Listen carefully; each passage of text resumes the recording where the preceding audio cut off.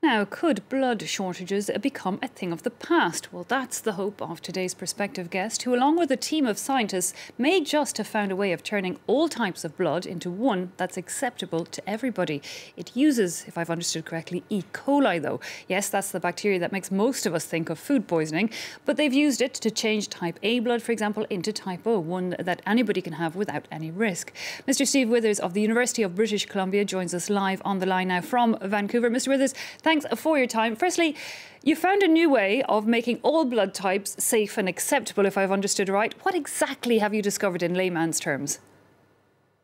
Okay, so the idea is that we have discovered enzymes, which are nature's catalysts, which can be used to remove the antigens, which are the chemical structures that differentiate A and B cells from O cells, to remove them from the surface of those cells, thereby converting the red blood cells of A type to O type.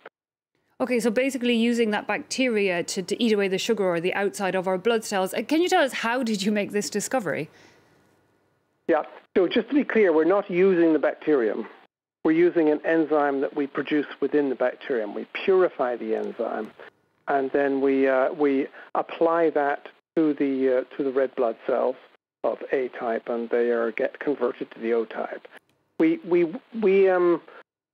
found these within the human gut microbiome. We rationalized that this was a good place to look because those same antigens, the same sugar structures, are located on the surface of the gut wall, and it seemed likely that the bacteria within the gut would have evolved the ability to cut those sugars off to use as a food source. And that turned out to be the case.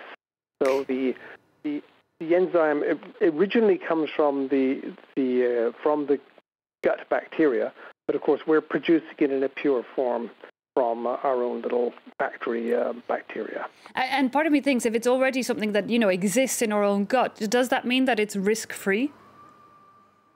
It doesn't mean that. No, not at this stage, because of course we aren't usually exposing our blood to the gut contents, so that doesn't mean it's risk-free in that sense. But I think it's so we have to go through safety testing, etc., so forth. But it's not like there's any risk of infection or something like that. And would this mean, because when we look from the outside, we kind of think this will be the end of blood shortages in many ways, because when we have an emergency, when there's accidents, type O blood is the one that can be given freely to everyone, and if we can then transform all types of blood into this, I mean, it'll really mean massive changes and save hundreds of thousands of lives, won't it? Well, if it turns out to be completely safe, it will broaden the ability of the blood supply, or broaden the capacity of the blood supplies that we have at present.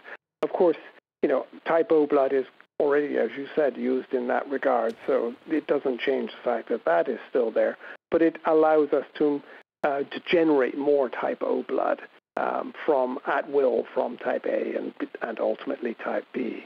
And very finally, give me an idea of how long it takes to change that blood from the other types into type O, and indeed, how long do you think these clinical trials might take before we can deem this a way forward? So the actual conversion process just completely depends on how much of this enzyme you add to there. But we typically do our conversions within an hour or something in the lab.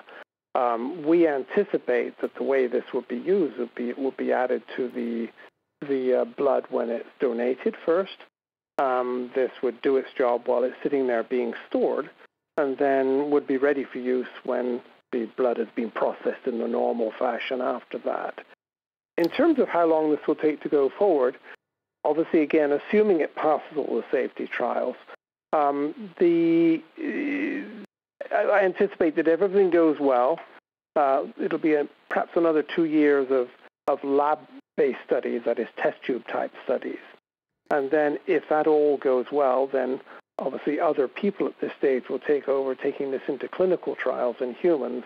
And I would think that would probably be at least 5 years, because you have to be really sure that you've got a safe product before that's applied more broadly. Of course, but it sounds like a fascinating discovery, and it's certainly been great to hear more about it and understand it. Thank you so much for your time, Mr. Steve Withers, for joining us here on Perspective. Mr. Steve Withers there of the University of British Columbia on that discovery of enzymes that could revolutionise blood transfusions.